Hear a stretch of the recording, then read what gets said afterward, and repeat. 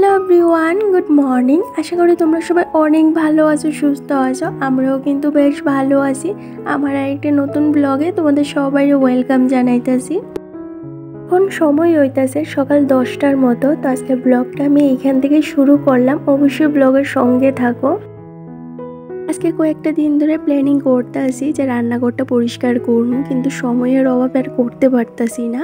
কিন্তু কালকে রাত্রে আমি ডিসাইড করে রাখছিলাম যে আজকে সকাল সকাল ঘুম থেকে ওইটা সমস্ত কাজকর্ম সাইরা রান্নাঘরটা আজকে পরিষ্কার করতেই লাগবে। কারণ প্রথমেই তোমাদের দেখাইলাম যে রান্নাঘরের অবস্থাটা কি, এত পরিমাণ মাকড়সার ঝোল জমা রয়েছে। গ্যাস কাউন্টারের এখানে যে টাইলসগুলি লাগাইনা আছে এইগুলির মধ্যে না গ্যাসের কষ ধুলায় একদম কালো হয়ে দাগ পড়ে গেছে গা। তো আজকে যদি পরিষ্কার না করি তাইলে ওইটাই না, দেখতে না ভীষণ খারাপ লাগতেছিল। তো একদম সকালবেলা ঘুম থেকে ওইটা এই যে রান্না বান্না কিন্তু আমার 10টার মধ্যে কমপ্লিট হয়ে গেছে গা। তার সাথে সংসারে যে বাকি কাজগুলি আছে এইগুলো কিন্তু কমপ্লিট করে লাইছি। এদিকে সমস্ত কাজকর্ম সাইরা রান্নাঘরের যে বাসনগুলি আছিল যেগুলি ধোয়া এইগুলি আগে সাইড করে রাখলাম, সম্পূর্ণ রান্নাঘরটা ফাঁকা করলাম। এইবার ভালো করে পরিষ্কার করবো। তো এর আগে এই যে দেখতে পাইতেছো বাসন কইটা, এইগুলি অনেক দিন ধরে কাজে লাগে না, আর এগুলি আমার এক্সট্রা বাসন। তো এগুলি এইখানে রাখা আছিল, আর তেলের কষে এগুলি একদম কালো কালো আর আটা হয়ে গেছে গা। তো প্রথমে আগে ভালো করে এগুলির গৈসা মাইজে দইয়া ওই যে কুয়াটার উপরে রাখা দিয়েছি। যাই হোক, এইদিকে বাইরের সমস্তটা কাজ সারলাম। এবার ঘরের কাছে হাত দিমু। তার আগে একটা লিকুইড বানাইতেছি। তো চুলায় একটু গরম জল বয়া এটার মধ্যে লবণ, স্রাব আর ওই যে বাসন মাজার যে লিকুইডটা থাকে এইটা, আর তার সাথে দিলাম একটু লেবু। এইটা দিয়ে সেটা একটু ভালো করে গরম কইরা, মানে জলটা ফুইটটা উঠলে এইটা দিয়েই কিন্তু আমি স্টাইলসটা ক্লিন করবো। আর এইটা দিয়ে ক্লিন করলে না স্টাইলস, তারপর যে কালো কালো দাগগুলি থাকে, জ্বালানার যে অয়েলি গ্রিলগুলি থাকে, এইগুলিও কিন্তু ভীষণ সুন্দর পরিষ্কার হয়ে যায়, একদম জকজক করে। তো এইটা বানিয়ে সাইডে রেখে দিয়েছি ঠান্ডা হইতে হইতে। এবার ঘরটা ভালো করে ঝাড়া দিয়ালামও। আর আজকে ঘুম থেকে উঠছি ওই 6টার সময়। তো 6টার সময় ওইটার সকালের বাসি কাজকর্ম, রান্না বান্না, ঘর দোয়ার গুছানি, মানে যাবতীয় সংসারের কাজকর্ম সম্পূর্ণটা কিন্তু সাইরা লাইছি। আজকে সকাল থেকে ব্লগটা শুরু করতে পারছি না, কারণ একা হাতে কাজ করি, বুঝতেই পারো সমস্তটা ম্যানেজ করে টাইমের মধ্যে ভীষণ একটা যে কষ্টকর হইয়া জায়গা। তার উপর ক্যামেরা নিয়ে কাজ করলে দেখবো কাজগুলি কিন্তু একটু তো লেট হইয়াই জায়গা। তো এই কারণে আজকে সকাল থেকে ব্লগটা শুরু করতে পারছি না। আজকে অফ ক্যামেরায় সকালের যে কাজগুলি থাকে, রান্না বাড়া, ঘরের কাজ সমস্তটাই সাইরা লাইছি। তারপরেই কিন্তু ঘরটা পরিষ্কারে হাত দিয়েছি, কারণ নাইলে কী হবে জানো তো, একটা টেনশন থাকবো যে এই ঘর দর পরিষ্কার করে সেটা রান্না বাড়া করতে লাগবো, বা ঘরের যে বাকি কাজগুলি আছে এইগুলি পইরা থাকবো। তার উপরে আছে হাজব্যান্ডের ডিউটি, তো ও ডিউটির থেকে আয়া পড়বো। এর আগে যদি আমি কাজগুলি না সারতে পারি তাহলে ভীষণ একটা ঝামেলা হয়ে যাবো গা। এই কারণে আগে রান্না বাড়াটা সাইরা লাইছি, তারপরেই কিন্তু ঘরের কাজে হাত দিয়েছি। তো যাই হোক বন্ধুরা, তোমাদের সাথে গল্প করতে করতে দেখো অনেক কয়টা কাজ কিন্তু সারলাম। প্রথমে আগে ঘরটা ভালো করে ঝাড়ু দিয়েছি, তারপর ওই যে লিকুইডটা বানিয়ে রাখছিলাম এইটা দিয়ে কিন্তু ওয়ালটা ভালো করে গৈসা পরিষ্কার করছি। আর দেখতেই পাইলা একদম কিন্তু ভীষণ সুন্দর হয়ে গেছে, একদম ঝকঝক করতেছে। আর আমি প্রথম যখন এই বাড়িতে ভাড়া আইছিলাম, আয়া দেখি ঘরের অবস্থাটা না এতটা খারাপ আছিল, বিশেষ করে রান্নাঘরটা একদম তেল চিটে কালো কালো দাগ। এইভাবেই কিন্তু আমি রান্নাঘরটা পরিষ্কার করছি। আর এখন দেখো ওয়ালগুলি কিন্তু ভীষণ সুন্দর লাগে দেখতে, কারণ রান্নাঘরটা পরিষ্কার পরিচ্ছন্ন না থাকলে কাজ করতে ভালো লাগে না। আর ঘরে লক্ষ্মীশ্রী বজায় রাখতে গেলে ঘর দর কিন্তু আমাদের অল টাইম পরিষ্কার পরিচ্ছন্ন রাখতে লাগে। তো যাই হোক, এইদিকে তোমাদের সাথে কথা কইতে কইতে দেখো ওয়ালটা প্রথমেই আগে ওই লিকুইডটা দিয়ে ক্লিন করলাম, তারপর একটা ভিজা কাপড় দিয়ে সেটা কিন্তু আবার ওয়ালটা আমি ভালো করে মুছা দিয়েছি। এতে কিন্তু আর একদমই কালো কালো দাগটা বা তেলছিটা ভাবটা নাই। তারপর এই যে গ্যাস কাউন্টারটাও ভালো করে পরিষ্কার কইরা আয়া পড়ছি। এই যে এবার মিস্ত্রিপটা পরিষ্কার করতেছি। তো মিস্ত্রিপের ভিতরটা ভালো করে পরিষ্কার কইরা এখানে স্টিকারটা লাগাই দিছি। তো মিক্সির ভিতরটা ভালো করে পরিষ্কার করলাম। আর এই যে নেটগুলি লাগাই না আছে এইগুলির মধ্যে না আরও বেশি দুলা মাকড়সার ঝোল, তারপর ওই যে তেল ছিটে ভাবটা বেশি জুইমা থাকে।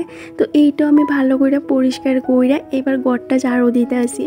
তো আমার রান্নাঘরটা না অনেকটাই ছোট, অনেকটা বলতে অনেকটাই ছোট, আর জায়গাটা কিন্তু অনেকটাই কম। তো আমার না সম্পূর্ণ জিনিসপত্র সুন্দর করে গুছাইয়া রাখতে লাগে, নাইলে কাজ করতে ভীষণ অসুবিধা হয়। মারা যখন আইছিল আমার এখানে তখন তো ঘরের যত এক্সট্রা বাসনগুলি আছে এইগুলি বার করছিলাম, কিন্তু এইগুলি আর রাখাই হইতেছে না। আর এই কারণে রান্নাঘরটা বেশি আরও ঝাম লেগে রয়েছে, কারণ আমরা দুইজন মানুষের এত বাসনপত্র লাগে না, কিন্তু একটা মানুষ বাড়িতে আইলে দেখবা বাসনপত্র কিন্তু প্রচুর লাগে। তো এইগুলি যতক্ষণ থামাইয়ে না রাখি রান্নাঘরটা তো খালি হইতেছিলই না। যাই হোক বন্ধুরা, এদিকে তোমাদের সাথে গল্প করতে করতে দেখো রান্নাঘরটা পরিষ্কার কইরা ঘরটাও কিন্তু মুইচা এই যে স্নানটা সাইডে আয়ে পড়ছি। ভীষণ গরম লাগতেছিল, এত পরিমাণ গরম দিয়েছে যে কিচ্ছুই ভালো লাগতেছিল না, কিন্তু কাজটা না করলেও হইতো না। তো ঝটপট করে ঘরটা পরিষ্কার কইরা এই যে স্নানটা সাইডে আয়া পড়ছি। এইবার এই যে ঘরটা ভালো করে গুছামু। এই যে এবার যে কৌটাগুলি আছে এইগুলি ভালো করে মুচ্ছা সেরা জায়গা মতো রাখতে আসি। আর নিচে যে জলের ড্রামগুলি আছিল এইগুলি রান্না করার জল। তো আমি রান্না করার জলটা ফিল্টারেরই ইউজ করি। তো বড় বড় যে বোতলগুলি আছে এইগুলির মধ্যে আমি রান্নার জলটা রাখি। তো এই বোতলগুলিও মুচ্ছে আবার জায়গা মতো রাখা দিয়েছি। স্ত্রীবের সবার উপরে যে শেলফটা আছে এইটার মধ্যে আমি সাধারণত যে বড় বড় কৌটাগুলি আছে এইগুলি রাখি, যেগুলির মধ্যে বাড়তি ডাল, তেজপাতা, শুকনা মরিচ, বিস্কুটের কৌটা যেগুলি বড় বড় এগুলি আমি উপরে রাখি। আর এই যে মিক্সির ভিতরে একটা শেলফের মধ্যে আমি ভাত ডাল এইটা রাখি, আর একটা শেলফের মধ্যে যেমন এই যে কাচের জিনিস বা এক্সট্রা যে হাতা খুন্তি মিক্সি এইগুলি রাখি। আর সবার নিচে যে শেলফটা আছে এটার মধ্যে এই যে এক্সট্রা যে বড় বড় বাসন কইটা আছে এই কইটা রাখি। বেশি একটা বাসন তো আমার নাই, কিন্তু যে কইটাই আছে এই কইটা এই যে সুন্দর করে এবার গুছিয়ে রাখা দিতেছি। আর দেখবে বন্ধুরা, ঘর দুয়ার পরিষ্কার করতে তো বেশি একটা সময় লাগে না, কিন্তু এই যে জিনিসপত্র এইগুলি গুছাইয়ে রাখতে কিন্তু অনেকটা সময় লাগে। আর যদি হয় রান্নাঘরটা ছোট তাহলে তো আরও বেশি ঝামেলা, যে জিনিসপত্র কই রাখবো একটার উপরে আরেকটা এইভাবে করে কিন্তু রাখতে লাগে। আবার তো যাই হোক ওইদিকে জিনিসপত্রগুলি ঠামাইয়া পড়ছি। এবার এই যে এই কৌটাগুলি রাখতেছি, এইখানে সাধারণত আমার প্রতিদিনে যে জিনিসগুলি লাগে এইগুলি এইখানে রাখা। তো বড় বড় কৌটাগুলি সবার পিছনে রাখলাম আর ছোটটি সবার সামনে, যাতে দরকারের সময় হাতের দ্বারে কিন্তু সব কইটা পাই। বানেশ্বর গৌড়ায় আইডির থেকে কমেন্ট করছিল যে পূজা দেওয়ার সময় মাথায় ঘুমটা নিতে হয়। তো এই কথাটা না আমি জানতাম না, তো থ্যাংক ইউ সো মাচ তুমি যে আমার এই কথাটা কয়ে দিয়েছো। নেক্সট টাইম থেকে আমি এই জিনিসটা একটু লক্ষ্য রাখবো। মৌসুমী দাস দিদিভাই কমেন্ট করছিল লক্ষ্মী মেয়ে অনেক সুন্দর করে ঘর দোয়ার গুছাইয়া রাখো, আর তোমার থেকে অনেক মোটিভেট পাই। তো থ্যাংক ইউ সো মাচ দিদিভাই এত সুন্দর একটা কমেন্টের লাইগা।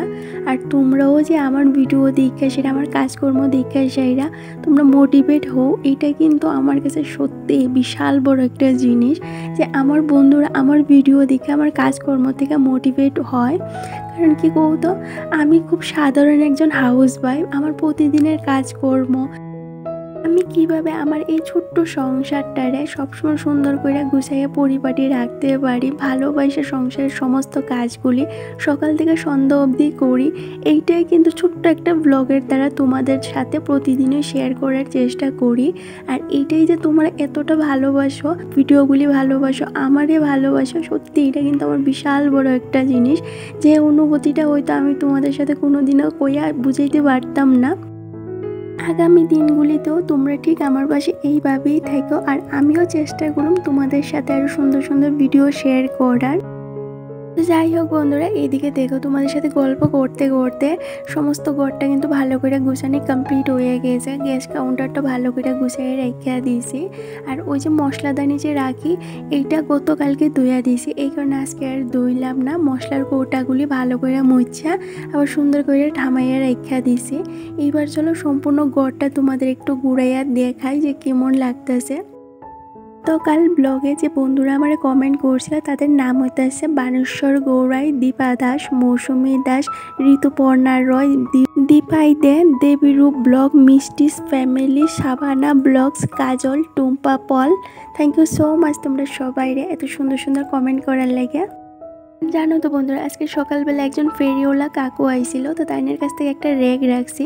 এতদিন বাসনপত্র দইয়া তো একটা চারির মধ্যে রাখতাম, তো এখন ওই যে র্যাকটা রাখা সেরে এটা কিন্তু সিঙ্কের পাশেই রাখা দিছি। বাসনপত্র দইয়ার সঙ্গে সঙ্গে এটার মধ্যে রাখা দিই, এতে কি এরকম তো জলটাও জইরা যাক আর বাসনপত্র এইখান থেকে ওইখান নিতেও লাগে না।